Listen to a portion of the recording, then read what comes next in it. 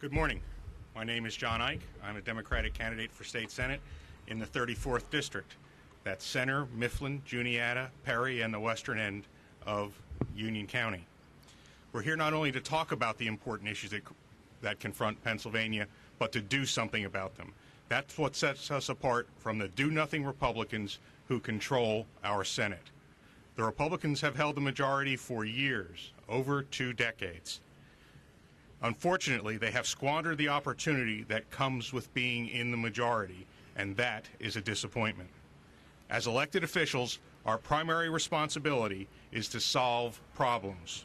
We do that indirectly by passing legislation and by funding programs. We stand before you today because we believe we can transform Pennsylvania's Senate into a legislative body willing and able to address the problems that confront our great Commonwealth. I believe that's what sets us apart from our opponents, and me specifically apart from my opponent, Jake Corman. As you may know, Jake has held a number of gatherings this fall to talk about legislative initiatives.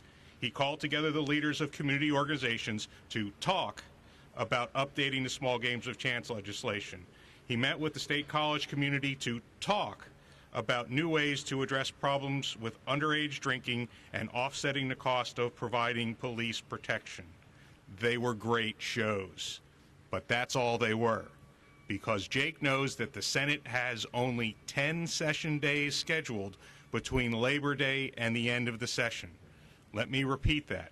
Here we are in the midst of one of our worst economic downturns that our nation has faced within the last century, a situation considered an economic crisis, one that has forced many programs to be cut or eliminated, and our state Senate will be in session for 10 days out of 3 months.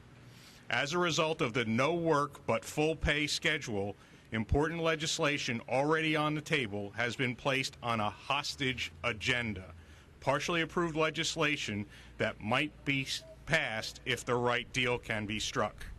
The severance tax on natural gas is a prime example. Here we are in the final days of a legislation, and we may or may not see this bill work its way through the legislature. This proposal has been on the table for 2 years. 2 years with the worst budget crisis in memory. On the same theme, the Republican-controlled Senate has blocked the restoration of the property tax on gas and oil for 8 years. All it takes to restore this funding source for counties, municipalities, and school districts is a 4-word amendment: and oil and gas to the existing assessment law. But my opponent has refused to get this job done.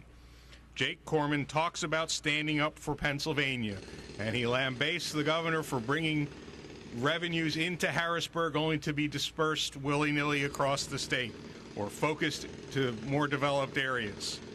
But then he squandered the opportunity to have revenues paid directly to 200 rural school districts, as well as 40 counties and their municipalities. These areas located west of I-99 and north of I-80. And perhaps worst of all, Jake has failed to address our state's crumbling transportation system. His inaction has given Pennsylvania the most structurally deficient bridges in the nation. Transportation funding is not even able to keep up with the cost of maintaining our highways, bridges, and transit systems, let alone adding capacity to accommodate growth and economic development. In my county, the MPO, the group which hands out transportation dollars, is in the process of adopting both a short-term transportation improvement plan and its long-range plan, which covers 30 years. Our number one project, the construction of 2 interchanges linking I-99 to Interstate 80, has been pushed off the fiscally constrained construction project list not once, but twice, due to lack of funding. Even relatively modest safety improvements are being delayed 10 to 20 years due to the lack of funding. The list of inaction goes on and on, from those small games of chance needed years ago but only brought up during an election campaign, to having prepaid wireless pay its fair share of 911 costs, to implementing the Supreme Court's decision on a unified judiciary, which would shift the costs from counties to the state government. We need a Senate that can stand up for the average citizen, maintain the services they receive, and help Pennsylvania grow. Now, let me be specific. I did not give Pennsylvania the nation's most expensive legislature. Jake Corman did. I did not vote for the midnight legislative pay raise. Jake Corman did. I did not give myself better benefits than my employees or increase my pension 50%. Jake Corman did. And I did not give Pennsylvania the nation's most structurally deficient bridges. At least they can make Pennsylvania #1 in something. Jake Corman did. Jake has had 12 years to implement solution.